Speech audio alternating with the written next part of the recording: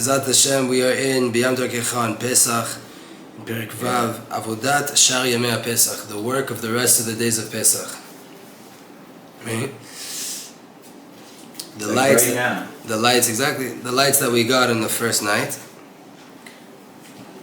in Leil Seder, they come in B'layla Echad. One night, boom, a ton of Orod Niflaim, amazing, wonderful lights. That there's such a powerful light and illumination that the souls of Israel are awakened to the truth. And by way of that light and the illumination that comes with it, we're able to come out of Mitzrayim. What is Mitzrayim? It's all of the vanity and all of the nonsense of this world, the Hevlei HaOlam Hazeh, and the mistakes that Yetzer Hara tries to confuse you with, and all the bilbulim and all the klipot, all the husks and everything that covers up the truth. And these lights, they stay with us the whole entire Yom Tov Rishon. The first day of the holiday, we have it. But after that, these lights they disappear and they're concealed. And we have to work in order to acquire them, more and more, little by little, throughout the whole entire Sfiyat HaOmer, until we get to the completion, which is on Shavuot. That's pretty much a paraphrasing of what the Arizal says on his explanations of the lights of Pesach. What is the reason that the lights get concealed? They come and then they get concealed because we have to work hard to acquire them. Rabbeinu the Arizal writes, ותם הדבר הוא לסיבת אחיזת החיצונים, בתכלית תוקף אחיזתם, לקח וצריך לגדל ברגע אחד כל מדרגות גדלות כדי שיתבטלו החיצונים. The Arizal says the klipa has such a strong hold on a yid that you need such an illumination, such a powerful thing to happen, that you get all of those lights without having to ever have worked on anything. Because if you're covered in layers that are covering you up, in order to become your true self, you have to remove a lot of layers. But Hashem needs you to do it quickly to get out of Egypt before the layers become too much of who you are. Mm-hmm. So He hits you with a big, huge power wash, right? So it worked, it got all of the klipa off of you, but there might still be a little bit of glue there might still be a little bit of stuff, an adhesive that easily they can come back, right? And after they get nullified, the person is returned to his nature. Then once all those lights all leave you, then you come back to the normal way of life, which is you grow progressively with time, slowly but surely. You're making progress in your spiritual journey. Meaning, in the beginning, Am Yisrael was so entrenched inside the klipa, and in order to arouse them and awaken them up out of their slumber and to take them out, Hashem had to bring shefa gadol on them, such powerful shefa at one shot. So that because of such amount of light, all of the klipa would be nullified. So if a person is very entrenched inside the ra, the negativity of this world, the physicality of this world, the lack of meaning of this world, the rat race of this world, whatever it might be, then he's not really looking for good. He's not even really looking, he doesn't even have a desire towards good. He's so in the materialism that he doesn't even have the ability, the kelim, the tools, the vessels to look into the spiritual. Therefore Hashem sends him such a big, powerful light, and from such a feeling of light, he starts to run after Hashem, which is the secret of Mashcheni acharecha narutza. Pull me after you, right? Mashcheni acharecha narutza. Pull me, and after you I will run. Right? And we've seen this. Majority of Balei Tshuva, they had a big, huge thing happen in their life. Usually it's a negative thing for that person on the first look at it, right? So something horrible in their life happened, but they see Hashem in that thing, and then they make tshuva, right? They start to live a religious life. Maybe a person's sick, a person dies, they lose money, they lose a business, they lose a child, chas v'chalila lo aleinu, right? But usually you see that's what happens. Something drastic has to happen, and within that, the only hope that the person is left to hold on to is the light of Hashem that can be found in that situation. That great light of a revelation of Hashem is what brings the person to run after Hashem more and more and more, especially if they're left with nothing. This happens to every single Jew, and it happens a few times. When Hashem wants to arouse you and He wants to lift you up to a higher level, but a Jew, he could be in a situation he doesn't even know that he's in such a place. He's not even he's not even seeking out Hashem. But for sure he doesn't have the ability to start to work on pulling himself out of it level by level. Right? He's too stuck to even be able to take that first step. Then Hashem sends him a big light. They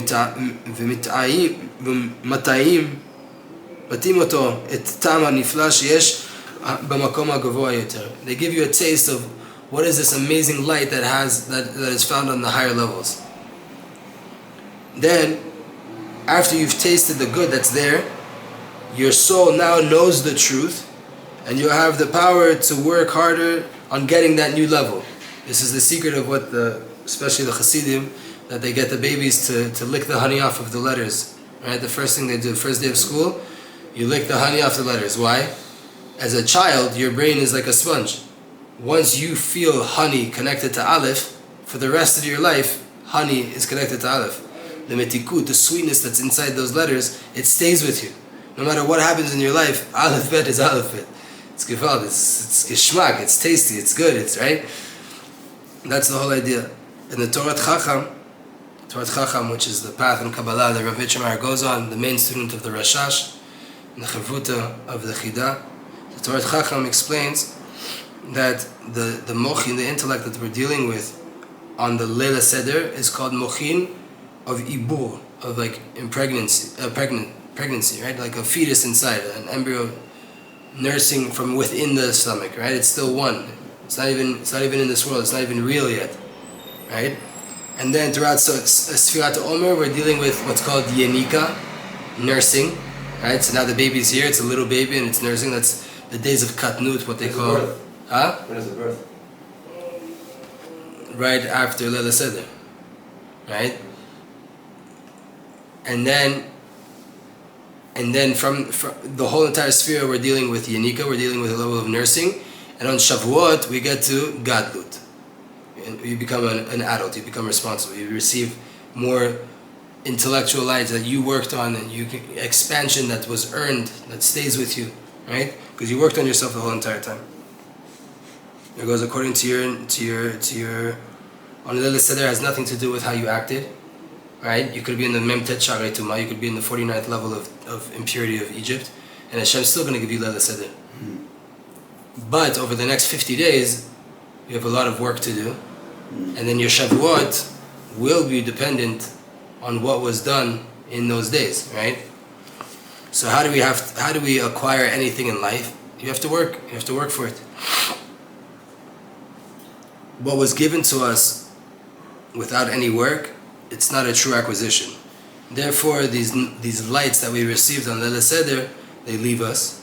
But now, since the person already knows the truth, you had a taste of the truth. They showed it to you on Pesach. They showed you how involved Hashem is in your life and how holy you are. Then you don't lack the koach, the ability to chase after that, to put in the effort. You know how good it was. Now you should have the drive, right? This is like what we were learning about a little bit. Then Keter is made up of ta'anug, of pleasure and delight, and ratzon.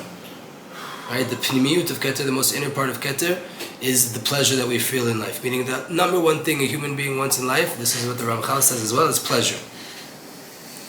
And that pleasure gives birth to a ratzon, to a will. Right?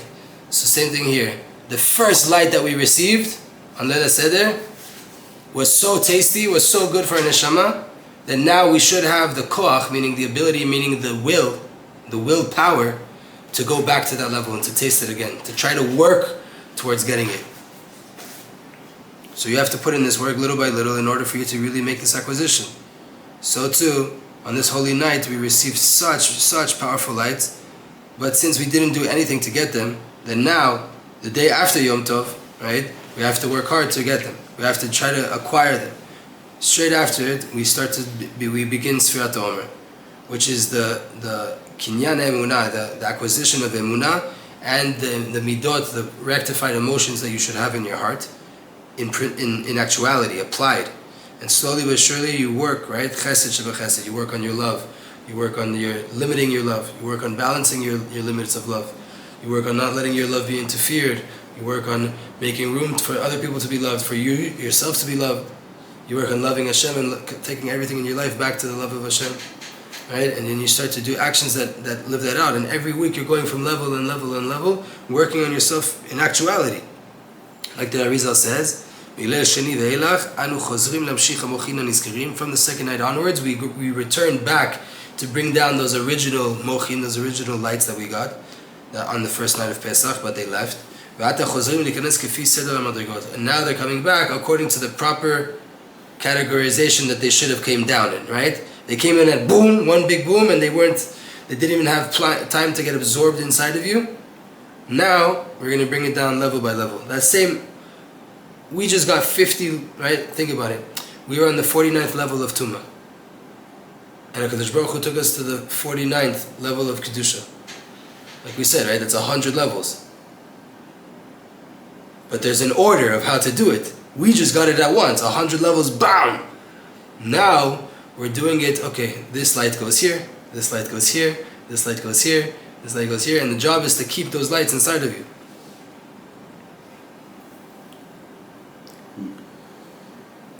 So now there's a chidush that comes, that he's going to bring here, from the Torah Chacham. The Torah Chacham has a principle, we learned this on Shabbat. If whoever remembers on Motzei Shabbat Chabura, when we did the lessons on Motzei Shabbat, that the Torah Chacham brings a chidush, that the light never leaves you.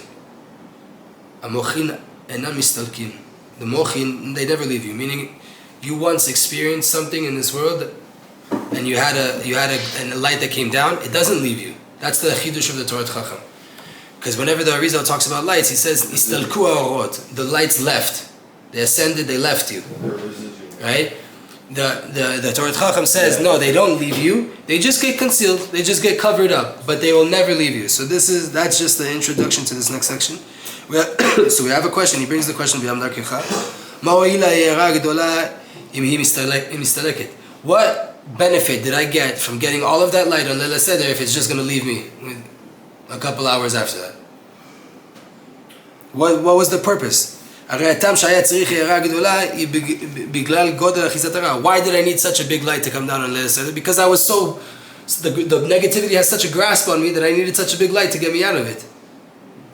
And if they completely left me all of these lights, so then the bad is going to come right back to me like in the beginning. There's a cavity, there's a vacant space, there's a vacuum. What's going to be? It's going to get filled up by some force. If it's not by the light of Hashem, it's going to be by the light of the Klippa. The Arizal explains, Achar avur yom rishon shel Pesach ניסקנו המוחין, חזרו חיצונים לאחוז, אבל לא אחיזה גמורה כבתחילה, כי כבר נתבטלה אחיזתם הגדולה. The Arizal says, yes, the Klippa comes back to you, because the light left you. But now it can't hold on to you the same way it could have before. Right? Imagine you had fresh, again, this is my example, right? But you had fresh glue there, right? The glue was removed and there's like a little bit. Okay, so it sticks a little bit, but the whole thing can't stick anymore. It's not the same level tape. It's not the same level of attachment as you had before. So since you had such a big light, it cleaned up all the adhesive, it cleaned up off the klippa. So now, yeah, there's going to be a little bit of shiraim of adhesive there, right? So the klippa could come back a little bit, but it's not the same level. Meaning, after Hashem Yitbarach made such a big light for a Jew in his life, and he aroused him to do tshuva and to come closer to HaKadosh Baruch Hu, and even if that feeling goes down, meaning arot mistalkin, the lights leave you, meaning the feeling of having light leaves you, because Hashem's always with you. It's just a feeling as if the light was turned off. The light's still there, the electricity is still in the wall, the switch is still there, I could push it right back on. But someone turned it off. Hashem turned off the light, it doesn't mean he's not there. But you lose this feeling, then the Yetzer Hara comes back to confuse you. You don't have it, you never really had it, you felt holy, but it was only for 2 hours during a Seder, you're not really on that level. The confusions that he comes to tell you, but it's going to be weaker. The ability he has to confuse you is going to be much weaker after you felt such a level. Now, you know that you could put in the effort to get to that place. And in a deeper sense, the Torah Chacham explains the words of the Arizal and says, and the truth is, the Mochin of Leila Seder, they don't really leave. They don't go anywhere. Rather, the light of Leila Seder is the first stage. And when a person is inside that first stage, he's completely illuminated. It was light that was given to you freely without any work. You didn't do anything to get it. And after that, you go to a higher, deeper place. And there, they ask for you already to work on yourself. They require that you want to come into the next level of the club, you got to pay more, right? It's not every level is equal, right? And in order for you to work, they remove all the lights from you. How do they get you to put in the work that you need to do in order to continue to grow? Take away what you have, right? A comfortable person is not going to put in work. When a person, the child of the rich man doesn't have the drive of the rich man, right? If he were to lose everything, he might get it back. But if he has that Amex card from when he's a little kid, most likely he's never going to get that drive to actually work for something, right? Just amazing if you really think about it. What are we talking about? We're talking about light. It's Baba Meir's Iludam. Meir. It's all about light. So they hide the lights from you. Not that you don't have it. Not that it went anywhere. Just someone turned off the light. Now work at least to find the switch to turn the light back on. Right? So you feel this lack because the light went away. And this causes you to put in the effort that you need to start to ascend. And when you start to put in the effort and you start to put in the hard work, then you get to a higher level. And this is not the same level that you were on before. And it's not the same mochin that were in the beginning. And this is a very big principle in Avodat Hashem. That a person, he gets aroused and he starts to do an avodah and he starts to serve Hashem and to ascend on his spiritual journey. And after a while, the fire starts to distinguish. You start to get a little bit weaker. And then you think, well, what was it all worth, the time I spent in Tzfat? What was it all worth, the time I was in yeshiva? I used to do that holy thing.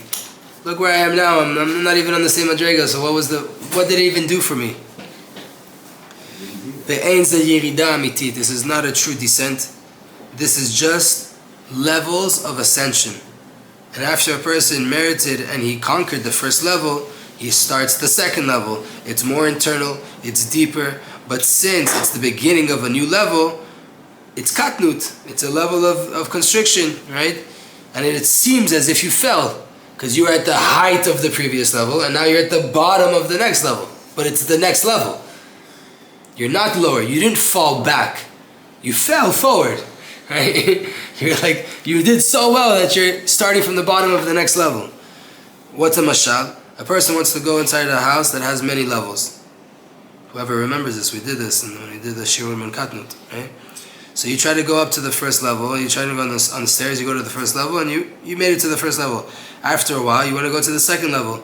So where do you have to go now to get to the second level? Back to the staircase, right?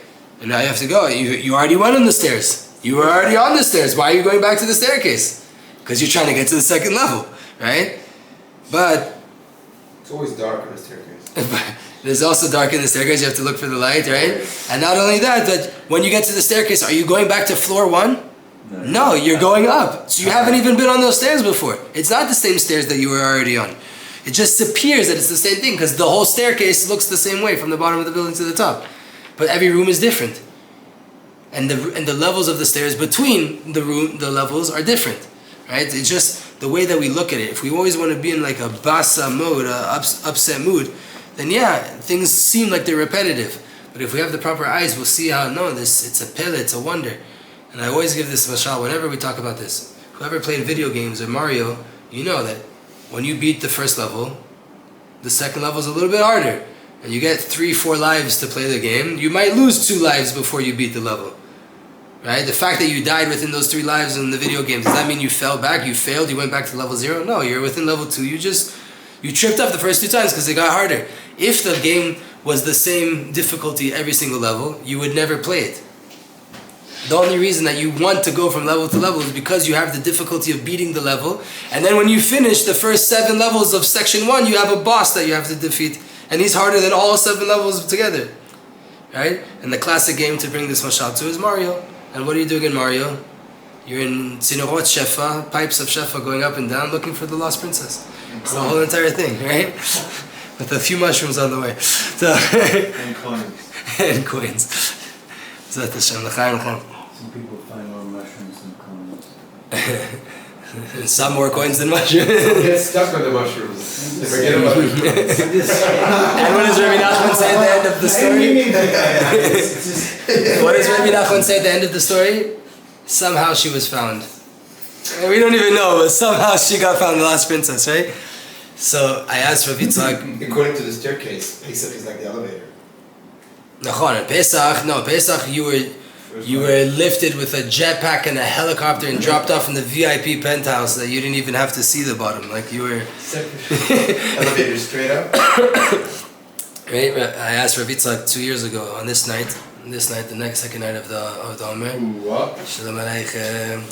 I asked him, what, at every day of the Omer there's 48 acquisitions of the Torah, right? 48 kinyanim, 48 ways to acquire Torah. And the Chachamim matched every day of the Omer with one of those things, right? 48, there's 49, but said it. Tonight is Shmiat Ozin, listening of the understanding of the ear. So I asked Rav Yitzchak, what's the avodah of Shmiat Ozin? What's the work that we have to do in listening of the ear, the understanding of the ear? So he said it's what the Baal Shem Tov said, that a person when he's learning Torah for the right reason, that every few minutes when you're learning, you have to stop and just listen. Just listen. What is Hashem saying to you? Remember, HaKadosh Baruch Hu is talking to you through the book. So just that was an intermission to do a little bit of the avodah of the second day of the Omer. What is Hashem saying to us in all of these things that we're learning? So we have Chol HaMoed. We have this idea that's called Chol HaMoed. In the first week of the Sfirat HaOmer, it's Pesach.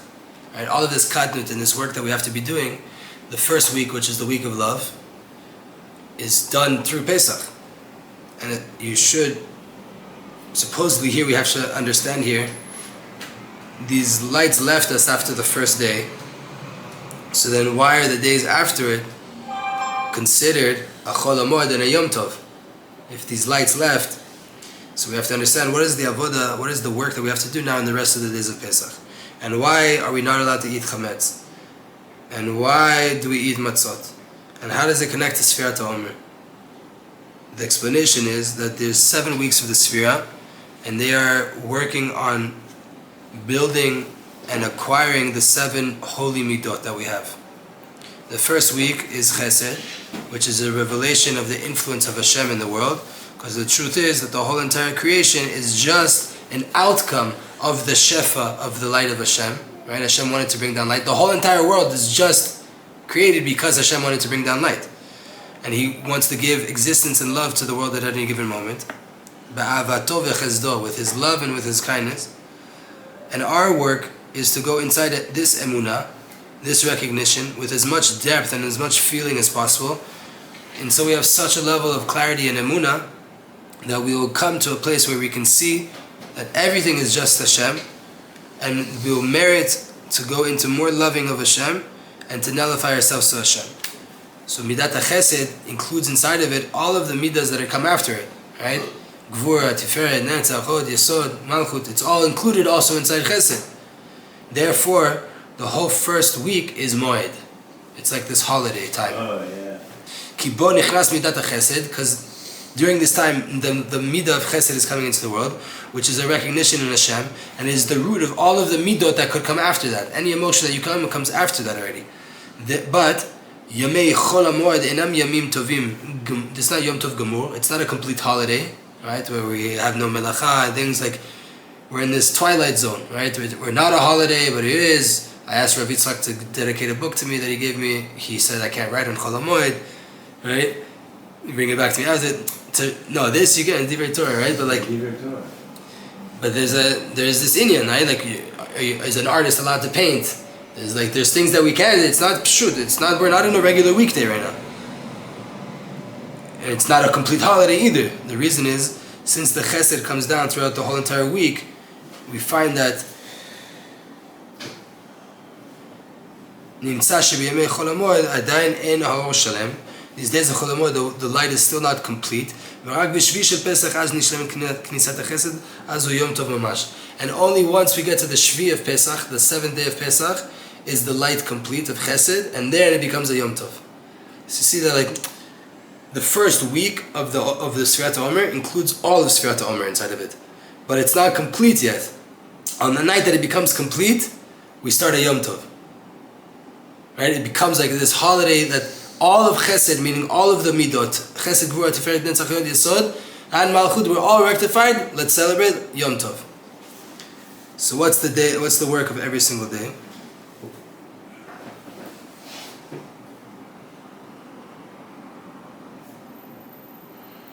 You should all have a question on what I just said. What? When does Chesed complete and when is actually Shvish and Pesach? Yeah. Yeah. So is it a day after? So a day after. Day before. It's the day after, right? Oh, but Malchut. So the Arizal says Malchut. it's the day afterwards. No, it's the day. Yeah, Chesed. Malchut Sheba Chesed is the day after Yom Shvish and Pesach, right?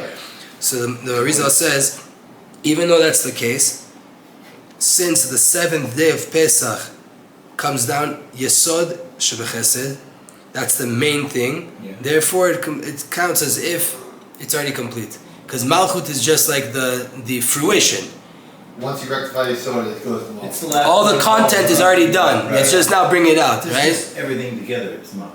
ביום השביעי של השבוע גם הוא יום מיוחד ויש בו קצת קדושה והוא יום איסור חג. And then, not only that the 7th day of Chesed, Malchut Shebechesed, is Isur Chag. Isur Chag is, again, it's like not holiday, but you're like wrapping up. It's like a day off after the holiday. It's still connected to the holiday, right? You still can't do everything. It's not like, right? It's still this energy, a very holy day called Isur Chag. Last little parak, last little two things. So what is the power of these days of the days of Pesach? From now we'll understand b'siyata d'shmaya how this week has to do with the work of Pesach. Because what's our work on Pesach is to acquire and to reach a level of bitul, and a level of complete bitul, to nullify ourselves to Hashem, to be like a baby in its mother's arms. To know that I have no worries in the world, that everything I need I have right here, the protection, everything is good. In every facet of your life. That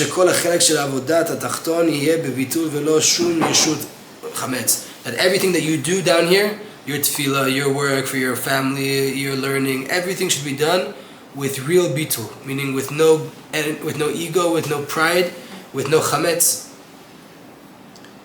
Therefore, in this first week, we have to continue. We have a mitzvah every single day. People think we don't have mitzvahs. We have a mitzvah every day to eat chametz and to not eat chametz, and to eat matzah. It's a mitzvah in the Torah for 7 days to not eat chametz, meaning you're only left to do eating matzah. So every time you eat matzah and not chametz, you're doing a mitzvah deoraita, right? That's the whole idea. For this week, eat as much matzah as you can and stay away from chametz. That's the time for it, right? Yeah. Ki midat chesed is the root and the beginning of all of the sphera, all of the work that you have to do. And it's the root of the acquisition and the building of the emotions that you have in your heart. And it's midat chesed has this recognition, complete recognition that everything is just from the influence and the love of Hashem. And only by way of this am I able to be saved from the grasp of the ego that the ego has on me. Therefore, on this week of Chesed, it has to do with Pesach. It's connected to Pesach because on Pesach, Leman Tida Ki Ani Avaya. It's in order for you to know that I am Hashem. That's what Pesach is all about. Know that I am Hashem, I took you out. And to drill this deeper and deeper inside of our heart, that everything is just Hashem, and to run away from our own egos, even if it's on the little bit, afilu b'mashu, right? That's why they say chametz, you can't touch it, even a little bit of it. Nothing. You can't engage with any form of chametz during this week. So us too, our internal work is, every time we eat matzah, to remember, I'm running away from my ego. It's all Hashem. I'm just a puppet. Hashem's the hand inside the puppet making it all happen. Kach, shebenekuda zo, from this point of view, a place of emunah and recognition that everything is just the influence and the love of Hashem, and complete distancing from my ego. On this first week of the Sphira, so it comes, it's just like Leil HaSeder. this first week of the Sfira has to be the Chag of Pesach, because that's what happened on Leil Seder. On Leil Seder we realized it's all Hashem, but it was just one big download that we didn't work for. And this whole entire week, we're still downloading that because we're not eating chametz. We're not going into the fact that I exist and I have something to do. You do have what to do, but don't do it with your ego, because you're not doing it anyway. Because chesed is also the Sfira of Pesach, right? We've been learning throughout the year, right? Purim was Netzach, Chanukah was Hod, Tishrei is all Gvura. The Sfira of Pesach is chesed. It was Hashem's loving kindness that He took us out of the worst place in the world that we could find ourselves physically and spiritually, with complete love for us. That's why He did it, because we were not deserving, right?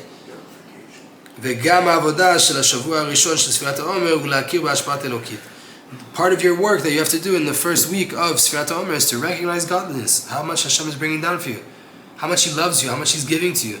That's the true. What is the true reality of this creation? It's all just the light of the love of Hashem. Why did Hashem create a world?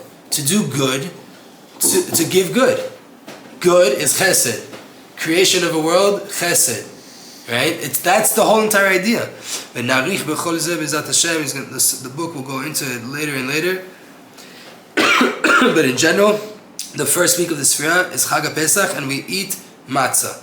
Because we need 7 days to drill inside of us without any confusion the reality of Hashem and the oneness of Hashem. And only after that can we go into the lower reality of this world and to do work and to work on ourselves without getting confused. And we can eat chametz in a proper way without falling down to pride and without falling down to depression and negativity and laziness and all these different things. So we need this 7 days to download properly everything that we need to do. And from the 7th day of the week, which is Malchut Shebechesed, which is Isur Chag, Shegamu Chelek Min HaChag. Isur Chag is also part of the holiday. And in Chutz La'aretz Bichlal, it's Yom Tov Sheni, right? It's still Yom Tov. It's still Pesach on that day. And included in this is obviously Pesach. You have to renew your tefillas, and from now take it as an opportunity to put a restart on the way you talk to Hashem, on how much you talk to Hashem, on the quality of your speech with Hashem. Pesach, get your mouth moving. It's part of it. And again, if you love someone, you want a connection with them, you want to talk to them, you cherish the time that you get to talk to them, right? With our wives, Chavachomer and Tzaddikim, you love a tzaddik and you get an opportunity, you would have a little bit of an opportunity. Right? How many people travel across the world to sit 1 minute with a Rebbe? Just to get 1 minute with him, right?